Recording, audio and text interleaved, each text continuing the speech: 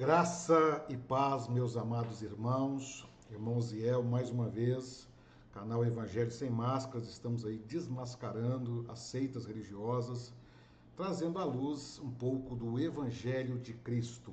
Assunto hoje é muito importante, por isso eu já peço, antes de mais nada, para você já ir dando seu joinha, comentando, compartilhando esse vídeo com alguém, você que já conhece o nosso trabalho, e você que não conhece, assista o vídeo todinho e entendendo que esse vídeo é relevante para a sua vida espiritual ou para alguém que você conhece, você, além de compartilhar o vídeo, você vai se inscrever no canal. Estamos chegando a 40 mil inscritos e o seu apoio é muito importante para nós, tá bom? Irmãos, nós temos estado em uma luta constante para desmascarar as seitas religiosas.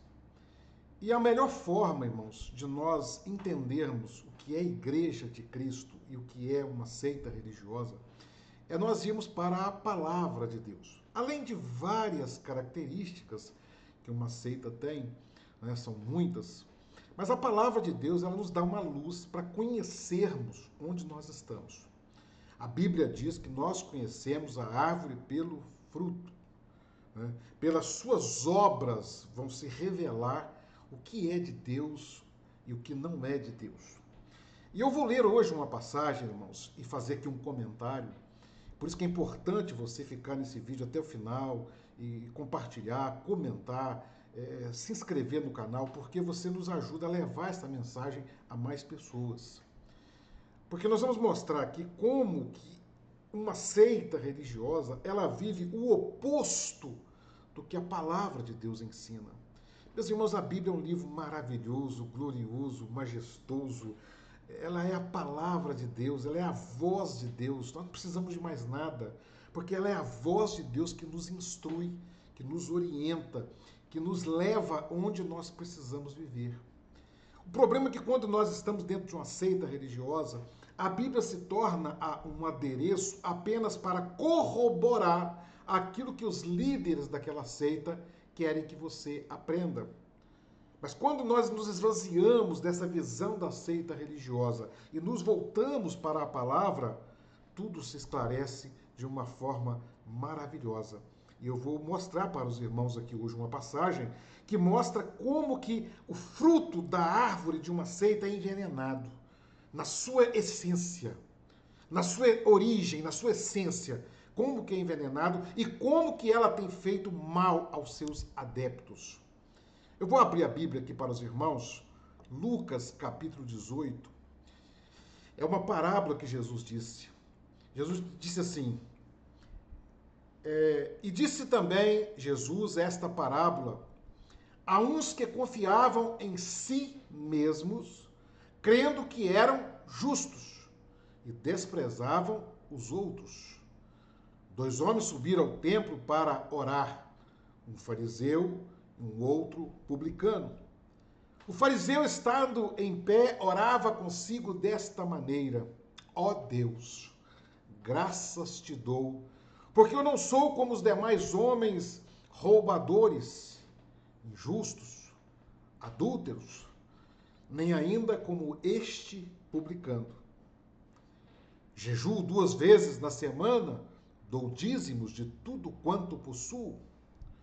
O publicano, porém, estando de pé, de longe, nem ainda queria levantar os olhos ao céu, mas batia no peito, dizendo: ó Deus, tem misericórdia de mim, pecador.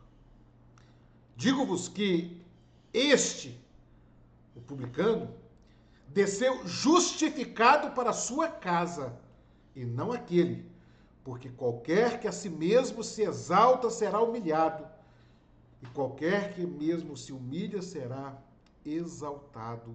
Bendito seja o nome do Senhor. Meus irmãos, que passagem maravilhosa. Uma das coisas, irmãos, que muito me incomodava, os irmãos sabem que eu fui membro e fui pastor de uma seita religiosa, eu estive ali 22 anos e 17 anos como pastor, a seita ICM, né? Igreja Cristã Maranata. E uma das coisas que me incomodava dentro daquela seita era o fato deles se apresentarem né, ou de nós nos apresentarmos, porque eu estava ali dentro, melhores do que os demais. Nós somos da obra perfeita, esta obra perfeita, nós somos detentores da obra perfeita. A coisa é tão séria, e eu me lembro que era pregado, e depois eu ouvi isso do próprio presidente da igreja, quando eu saí, muitas vezes foi pregado ali no púlpito, que a pessoa que sai daquela obra não leva nem Jesus e nem o Espírito Santo. E quando eu saí de lá, que eu mandei uma carta ao presbitério ali, me desligando daquela seita, e falando algumas verdades do que estava acontecendo, mostrando que aquela seita, né, não uma carta desrespeitosa de forma nenhuma, pelo contrário, mas uma carta mostrando que aquela seita, ela vivia os mesmos problemas de outros grupos religiosos, então ela não era melhor do que ninguém. O presidente me ligou revoltado, e dentre muitas coisas que ele me falou, uma das coisas que ele me disse foi o seguinte: você vai, mas você não vai levar nem Jesus e nem o Espírito Santo. Queridos, a soberba religiosa dentro de... E isso não é uma característica apenas da ICM. Eu tenho estudado outras seitas religiosas. Isso é um demônio dentro das seitas religiosas. É um demônio dentro das seitas religiosas. Que começa dos líderes, porque eles acham que são especiais, né? O presidente da instituição ICM, por exemplo, gosta de falar que viu um anjo, gosta de falar que sentou na mesa para tomar café com Jesus, e as pessoas são incautas, elas acreditam nessas besteiras. Foi copiado de um livro, né? O livro chama Bom Dia, Espírito Santo, né? Do Benihim, outro homem que cometeu loucuras, mas que pediu perdão publicamente, pelo menos, né? Se foi sincero, eu não sei. E o presidente ali da instituição leu aquilo no livro, né? E copiou. Eu sentei na mesa para tomar café com Jesus. As pessoas acreditam. E eles começam a se sentir especiais, superiores aos demais. Por isso que nós, os membros da seita agora, começam a viver a mesma loucura que os adeptos, que os seus pastores, que os seus líderes, a mesma loucura. Nós somos especiais, nós somos a obra perfeita, né? E isso é característica das seitas. Adventista do sétimo dia, por exemplo, eles falam abertamente que eles são a última igreja remanescente, né? A soberba cresce no coração da mesma forma que Jesus ele dá o exemplo aqui. Aqui nós vemos um exemplo, Jesus mostrando, e ele estava falando das pessoas que confiam em si mesmo. O salmista fala o seguinte: uns confiam em carros, outros em cavalos, né? Mas nós fazemos menção do nome do Senhor dos Exércitos. O que acontece com a seita religiosa? Eles começam a pensar que eles são detentores da única verdade. Isso aconteceu, né, com a Igreja Romana, quando ela se autoproclamou como a Santa Igreja, e esse mal ele vai alcançando todos os grupos que são hereges. Grupos que não têm compromisso com a palavra de Deus, porque é muito claro que Jesus ensina. Jesus falou assim: aprendei de mim que sou manso e humilde. O que a seita faz? O inverso. Nós somos homens arrogantes e soberbos. Soberbos. Nós somos... Então, as seitas religiosas, eu me lembro, eu estava dizendo aqui da Adventista, eu estava ouvindo um debate de um pastor adventista e um pastor batista, e o pastor adventista, ele face a face com o pastor batista, falou: não, nós somos a única igreja fiel, verdadeira. Meus irmãos, a salvação, os donos de seitas religiosas, porque isso parte dos seus fundadores, que são donos delas, eles começam a ter uma prepotência religiosa tão grande que eles começam a achar que eles são detentores da única verdade. Salvação agora não é mais Cristo. Salvação é a minha instituição, a obra perfeita que eu faço parte, a igreja remanescente, porque a profetisa Ellen White, ela falou, e assim, e aí vai os mormons e tantos outros grupos que são seitas religiosas, eles são os donos da verdade. Então eles passam a olhar para os outros de cima para baixo. Quando o fariseu estava aqui orando, ele diz assim: Senhor, Vamos lá, versículo 11. Ó Deus, uma oração dirigida a Deus. Qual era a visão dos fariseus? Os fariseus eles se autodenominavam como donos ou detentores da verdade de Deus. Eles se denominavam. É muito fácil, se ler a Bíblia, você vai ver isso com clareza. Inclusive, sobre outros grupos. Ali tinha os saduceus, tinha os essênios, tinha os zelotes, e eles se consideravam superiores aos demais. E aqui nós vemos justamente o que acontece dentro de uma seita. Ó Deus, é oração, é dirigida a Deus. O problema, meus irmãos, que os adeptos de seitas são tão incautos que eles não leem na Bíblia que nem todos que dizem Senhor, Senhor entrarão no reino dos céus. Eles não estudam a Bíblia e descobrem que falsos profetas vão falar em nome de Deus. Eles não entendem isso. Eles acham que o falso profeta vai aparecer com um chifre, com um garfo na mão. Não. Ó Deus, graças te dou. Olha, agradecendo a Deus, porque eu não sou como os demais homens. Nós somos a obra perfeita. Nós temos. É a arrogância, a prepotência elevada ao cubo. E depois ele fala assim, nem ainda como este publicano. Aí ele aponta de cima para baixo, né? A soberba te coloca no pedestal da arrogância e você olha de cima para baixo com os demais. Quem não teve uma experiência dentro de uma seita, se você que assistiu esse vídeo teve, comenta aí, de você estar às vezes num local com alguém, e chega um membro lá da seita, um colega, um irmão da seita, ele te cumprimenta com a saudação da igreja, por exemplo, a paz do Senhor Jesus, e quando ele cumprimenta os outros, boa tarde, bom dia.